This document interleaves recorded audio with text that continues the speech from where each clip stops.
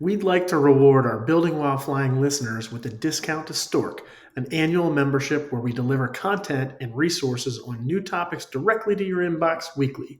From social media marketing tactics to broader business best practices, we have 2+ years of content available.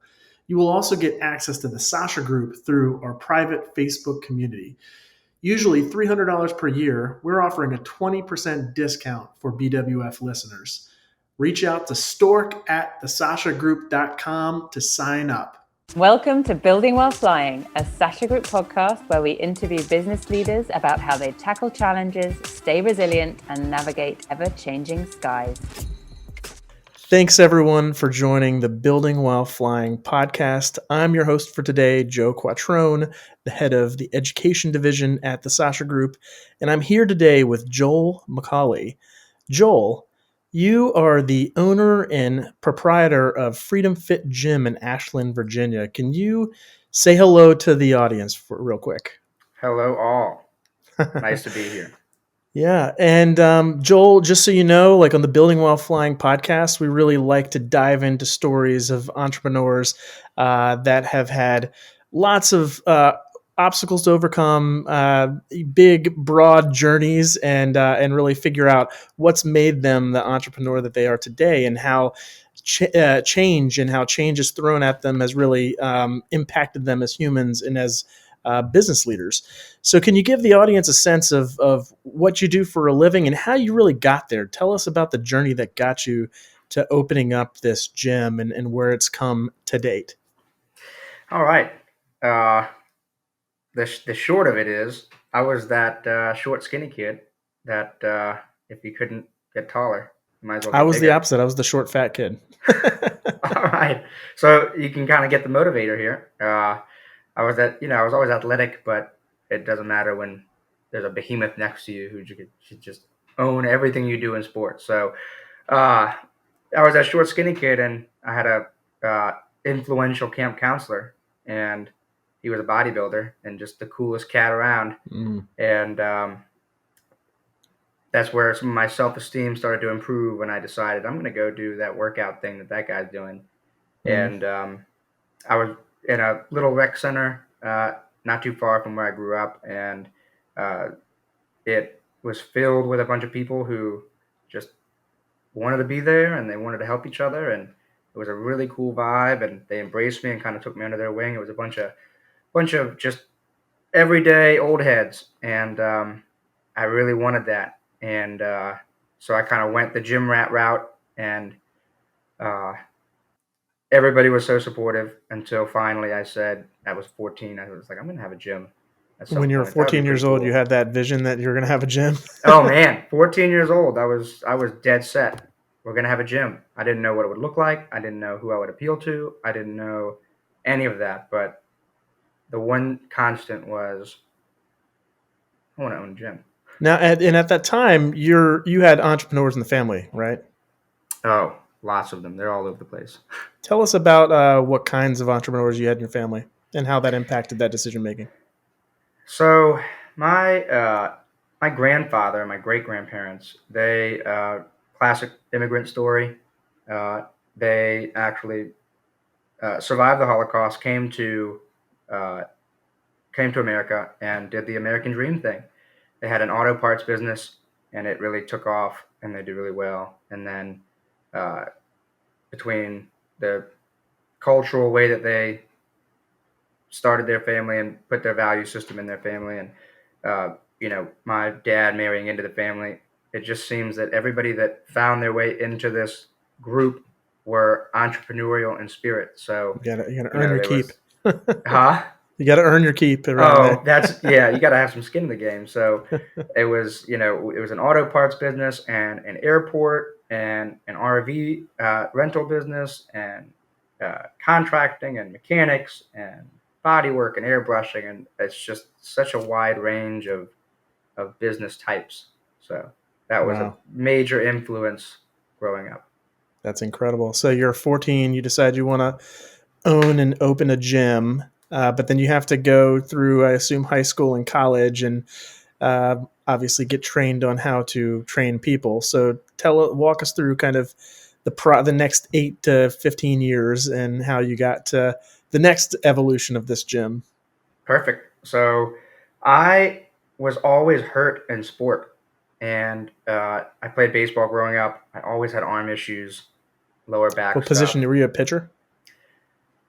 I played outfield and Okay. then moved into the infield at second base. And then in high school, when joining the varsity team that was not very competitive, I was one of the Yeah. more experienced ones. So they put me anywhere that was important because they could trust that I'd get the job done. So I pitched a little bit. I played shortstop, third base. I was all over the place. And, Gotcha. sports performance would dictate, hey, you need to prepare a person for the demand of that sport. Well, that wasn't a thing when I was in high school. And my high school definitely didn't have any, that was not a resource for them. So Right. I just kind of broed it out and did my gym rat thing, but that's not the same as sports conditioning. So I was just always hurt. And I was referred to a sports medicine doctor. And when I went, they had all these team pictures in all of their clinical offices of the swim team, the Olympic swim team, and tennis players, and so on and so forth. And I was like, man, it would be super cool to be the team doctor for the Olympics. And that pushed me to say, maybe this gym rat thing isn't going to be completely the right direction. I want to go to med school. So I went to Virginia Tech, was enrolled in the Human Nutrition, Foods, and Exercise program, which was a nice shoe-in to pre-med, med school, etc. Right. And did really awfully. Well, okay. I did terribly my first year, and so that dream kind of fizzled out a little bit, and it still appealed. I still wanted to be in that sector, right? I want to work with athletes. I want to, be in that fitness sphere. I want to be in that health sphere. What rendition that looked like, I wasn't sure, but I ended up getting a English degree, and from there I got my personal training certification, one of many that was available at the time, and then from there graduated with no plan, and went into personal training, and then the ball started rolling. Started my own thing, got some different certification, and then started my business in 2015, and then just showed up to work and swung the bat every day and tried to earn my job. And I read somewhere in their bio about the opening of the gym was a little bit of a magical coming together of a couple forces. You had a couple different uncles that were influential in the opening of your gym. Tell us about the uncles. So my RV uncle, right? My RV uncle, I spent every summer with him from the time I was 13, 14, 15, all the way through college. Weekends, I would just do odd jobs for him. He's a hustler. He would get into everything you could think of. If it wasn't RVs, it was selling cars. If it wasn't that, it was picking up scrap metal for salvage parts. I could just go on and on about all the stories. If there was nothing to do, that adage, if there's nothing to do, sweep, right? So I feel like your uncle needs a TikTok account, man. Like, he is a nut. Show people how to hustle. You what, I don't know if TikTok can handle him, but it's that school of hard knocks type of business where you just show up every day and you just put your nose down and hustle. So that was very influential. And then I started personal training, and I was moonlighting, working with him part-time. And he was in a handshake lease in an old warehouse where he started his business. And he was going to get out of it. It was an overflow junk lot for him. He had built another property down the street. He wanted to get out. Why spend the money on it? He didn't need it anymore. And, when you have that visionary entrepreneur spirit, you look at a piece of coal and you're like, how do we turn this thing into a diamond? Mm-hmm. And so my eyes got all big, and I said, you've known forever that I've wanted to have a gym, and I think this is the place to start. So don't get out of that. Well, and I think around the time there was a lot of different forms of fitness that were coming about that were starting to use warehouses as well. What were some of the fitness, kind of regimens out there that were inspiring you to go warehouse with your first property? So, being a boutique training facility that has that warehouse look could not have occurred prior to CrossFit. CrossFit Right. glamorized that type of fitness. And so, despite some of my disagreements with the program design of CrossFit, it is just without them, I couldn't have a business like I've got right now. And Right, because they've they made it made, cool for people to show up to a warehouse and, yep, throw tires around and stuff like yep, and that. no AC. It's hot, it's sweaty, but it also made barbell training and strength training for women more appealing. Mm, Somehow CrossFit was able to tap into that market in a different way. And that is huge because strength training is a major paradigm in our training business. And the largest consumer of fitness is the female population. So without CrossFit, businesses like mine could not thrive. And so I have to thank that section of the industry for allowing places like mine to even exist. right. Okay, so that's 2015. You've opened up, and now you're coming up to 2022 right now. So you've been in business for a little over 6 years. Tell us about how's it been going? Has it been a viable success in that market? What are some of the things you're keeping you up at night? Just tell about a quick status check on how things are. Lucky. Okay, so lucky for me, I've always been able to sleep well, no matter what's going on. So nothing's kept me up at night per se, but I will say that it's been not a easy almost 7 years. I mean, it's been no one goes into business and it's easy, right? Right. But people who they go into business, they have only themselves to be responsible for, and their expectations and their intrinsic motivators and so on. They can make whatever decisions they want, whatever risks they want. Uh, it all falls on them. But over the course of these last almost 7 years, uh, I've also, met the woman of my dreams and had 3 kids and expanded the business twice. And it's been just an absolute whirlwind going from the guy with 1 foot in, 1 foot out, low risk proposition. He's young, give this thing a year or two. If it doesn't work out, he can always pick up the pieces and move on in his mid 20s and he's fine. But, I was able to skip that part and put all the risk associated with, trying to make something from nothing while also having people depending on you for your day to day, not just financially, but also your availability. And Yeah. in such a non-traditional type of business, with it's not a 9 to 5. It's Right. the 6 to 10s and the 4 to 8s, and it's the 6 7 days a week. Uh, it's been an experience to say the least. Right. And so you said you expanded your business out twice. What did that look like? What did that entail? Was it franchising, or did you just No. build out the actual square footage, add more stuff, add more programming? What'd you do to expand? So my first facility it was just this gross warehouse. It was large enough for you to be able to do uh, mechanic work on large RVs. So it might have been 900 square feet, maybe 600 square feet usable space. Sweaty, gross, blown insulation. It was a metal warehouse, so within a field. So if it was hot outside, there would be standing water on the floor from the humidity. It didn't have sewage, so I had a RV as a bathroom and office, which, as you can imagine, those sewer tanks get full on those things, and you have to go clean it out. So uh, I definitely put blood, sweat, tears, and all sorts of gross stuff into getting it off the ground. And after about a year, uh, or after about 6 to 9 months, it was going nowhere fast. And my wife my then partner, was soon to graduate, start life, get the salary job, start life fast, family, house, etc. And I was going nowhere fast, so I said, okay, well, let's go interview for some stuff, and we'll do this in the evenings. Well, nothing happened. Nobody bit. I didn't get a job anywhere, and but somehow the universe threw a bunch of clients at me, and uh, the 3 months leading into the end of our first year, uh, we had something going. I was doing 8, 9, 10 sessions a day, 5, 6 days a week. Things were moving along.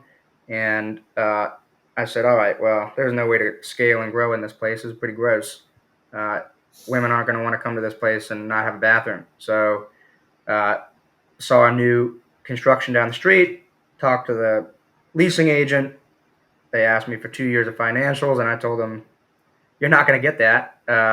So why don't I talk to the landlord and see if we can do a, good faith handshake deal? And luckily, he's just an awesome guy, blue collar. I mean, when I got there, he was still on the tractor digging holes in his own property when he had other people Mm-hmm. doing it for him. So he's just salt of the earth guy, and he believed in what I said I could do and let me in. And so I moved after that first year. Couldn't afford double rent, so 30 days of training clients and moving and build outs and flooring and everything you could think of. I was sleeping 3-4 hours a night, right? So, anyways, crazy awful month. Lost like 10 pounds. Didn't skip a beat. Didn't miss any sessions. Built a new place. Started it up. The second I left the keys to the first place, had the keys to the second place, kept on going. And after that, we were doing the one-on-one thing pretty consistently, training couples. And then it got a little bit bigger than me. Ended up hiring somebody in 2018. And that's when things really started to be more of just a guy in a warehouse. And now, okay, we're Right. looking like this is not self-employment. This is a business. Right. And that's where it started to really pick up. People started getting interesting. We started to refine the business model to make it more niche. And from there, we just continue to get known in the community and grow a little bit more. And I could go on leading into the second expansion, but you look like you're ready Now to. I'm wrestling with like how you go from like it seems like you had a 2 year runway to run straight into a buzzsaw with COVID. So how big did you get this business before COVID hit, and then what was the impact that when COVID came? Oh man, so we're not the biggest business. We're not, it's starting to become something, right? There's a foothold there. It's consistent. We've got the data to say that we're not going anywhere. But that first expansion was just to make it nicer and more appealing. And then Mm-hmm. for the 3 years leading into the decision to expand a second time, we hadn't hit the ceiling. I didn't have Mm-hmm. enough staff. We were not filled to the brim, which Mm-hmm. is the most, that's what you should be doing. You should be Right. filled before you decide to expand. But I read at the time, it was 2019. It was a bunch of hoopla about what was going to happen with the election, what was going to be a recession or not. Right. And a lot of fitness business people that I follow were talking about, can your fitness business survive a recession? And I was convinced that it could not. We're a middle price point, middle of the road, seemingly luxury item. And we were not various price points, various different types of services that if stuff hit the fan, people weren't going to just say, hey, we're going to head out. Maybe we'll be back in a year or two. So the whole plan to expand the third time was more of a survival attempt, right? We were really capitalizing on only one service, and I knew I needed at least one or two other services of various price points to be able to be stickier, so to speak. And so that was the major motivator to expand the third time was this needs to become a well-oiled machine. We need to have better systems in place, different price points, different age groups, different services with different types of consumers, so that if stuff hits the fan, all of our eggs aren't in one basket. Right. You're diversified and you can handle stuff. So what actually did you do? What happened when COVID hit? I know gyms were impacted like very hard. Like how did you guys survive that? uh, don't panic. That's the first one. Yeah. It's super easy to feel like the universe is taking your dream away from you. Uh, and that, I experienced those feelings. But if you panic too much, you make impulsive decisions, and they could be the bad decisions. So Mm-hmm. um, we were able to recoup, or regroup rather, shut everything down, sit down and talk about it. And uh, we were able to take a look at the language of all the ordinances, what we could do, what we couldn't do, and we got creative. We didn't just kowtow to this. We wanted to stay as safe as possible. We also didn't want to be negligent with complete closures. And so we were able to not do indoor fitness. That was not allowed. That was unsafe. But outdoor fitness was acceptable. We had the ability to, it's sometimes not what you know, it's who you know. I had the resources to be able to get some equipment outside. We pretty much packed all of our most used equipment into an enclosed trailer that we locked behind the building. And every day we'd Wow. undo that trailer and we'd set up a whole gym outside Oh my gosh. and it was all in the sun. If it rained, it rained and we couldn't go train. But if it was out, if it was sunny, right, and people wanted to come out and they felt safe, we had, it was under the UV light. We had disinfect. I used more disinfectant in those first 6 months. I have never used so much disinfectant. It's unbelievable. So we were disinfecting everything intra session, post session. We instead of having sessions back to back, we kept grace periods in between sessions so we could clean everything up. But that's what we were able to do. And then my other coach at the time, super resourceful, really clever guy. He was influent. He was really he was so great. He was able to piece together a remote athletic program for high schoolers, and they didn't have any fitness. They didn't have any performance. Everybody was still not knowing what was happening, but athletes, they have a short career. They have a short window of time to get that scholarship, so they couldn't get out of shape. So he put together a remote program, and that helped us out a lot. And, seeing the writing on the wall, applying for the EIDL funds, not wasting any time on that. All of these things were really impactful and helped us really, talk to the landlord, get let's make a deal about this rent because business just tanked.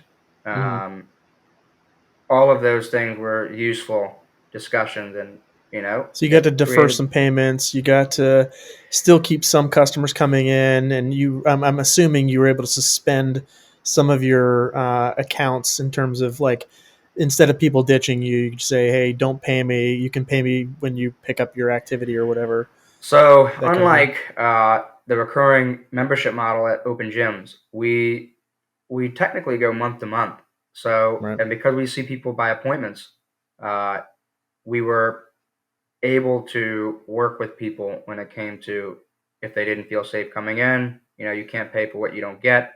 But we weren't indebted to people for a recurring membership that they, had a contract where That if they we couldn't pay in uphold advance our and end all of that the stuff. deal, we had to pay them money or owe them money. That got really nasty in the fitness industry. Some places did better by their clients and their members than others. They did the right thing. Other places, who's to say what was the right thing when stuff hits the fan? But you want to treat your clients and members right, and so we're very forgiving. We've got a great month-to-month policy. People stay with us for the long term because of it. So it was a really good. We were able to have conversations about what is this thing going to look like, and can we keep accountable to each other, and what's fair. And people, some people left and they didn't come back, and that's okay.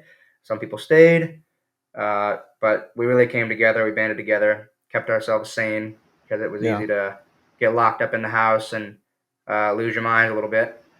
And now it seems like, as we're kind of tailing towards the end of the show here, it seems like you've got some pretty exciting opportunities brewing. You're working with my alma mater, VCU. You've got, it looks like, an internship program going on Yep. for the exercise science program there. Yes. Tell us a little bit about that, and what do you think that's going to do for your business in the next chapter that you write? It's a great question. The internship started as a way to continue to build legitimacy for our business. Freedom Fit is in an industry that is mired by controversy and, uh, you know, whispers of unprofessionalism and so on. And we want to show up every day to show the world that fitness is a profession. It's a honorable profession. It's a clean profession, and it is a useful one that is ideally a liaison amongst uh, what would be considered, all of these medical practitioners, physical therapists, orthopedic surgeons, etc. So to do that, being affiliated with a local university and their exercise science program was a huge first step to build more of that legitimacy and to create trust in the community. And over time, I developed a curriculum in the internship, and it became a little bit of a passion project because a lot of fitness had a lack of oversight, and we can effectively work in conjunction with the university to provide a great mentorship opportunity to professionals who will go into physical therapy or sports medicine or athletic training, or they'll stay in coaching. And that is the only way to raise the bar in this industry, is to continue to push that envelope of what you demand out of their professionals, the education level, the material level, the professionalism level. So bringing these interns in is good for me, it's good for them. I learned to manage people because I don't have any formal management experience. It's only been the small business, yell out the door at the person to get things done kind of thing. And, management in itself is a skill. So having these interns here has been good for me professionally. It's been good for them to get mentorship in such a way that they might not get in fitness, to take their formal 2D, so to speak, information that they get out of all their textbooks and make it 3D in action. Right. And so that has become and morphed into a change in my expectations. I recently brought on 2 of my interns for the first time ever to be coaches at our facility. And that was a huge shift for me to relinquish some of that control and allow this to occur. And it's been a lifesaver. So moving forward, I want to continue to push this internship program to be a destination internship program with other exercise science programs at other schools. We had a guy at Lynchburg come in. So the point is that if we continue to attract talent and we continue to grow people into better professionals in this field, it will also then come back our way when we need to hire new staff. There's a staff rotation, bring on new staff from our internship program. We can keep it in-house instead of me having to go out and interview random people that I have no rapport with. Gotcha. Awesome. Well, I think that's about it for today. But if people are interested in following your story beyond this podcast, how can they get a hold of you? What's your website and what's your preferred social media handles? Thanks for asking. freedomfitgym.com is our website. It's just showed a little information about our programs. And as far as following us goes, we're on Facebook and Instagram. Those are our 2 most used platforms. Facebook.com/freedomfitgymva. And on Instagram, it's just freedomfitgym. And you can follow us and see the kind of cool things we're doing, the badass stuff we're doing with people. We've got people in their 50s, 60s, 70s doing some really awesome stuff that they never thought they could do. So if that fits you, come look at it. Nice. Thank you for listening in, everybody, on the Building While Flying podcast and joining us on our quest as we learned more about Joel in Freedom Fit Gym. Until next time, I'm Joe Quattrone, your host. Thanks. Bye.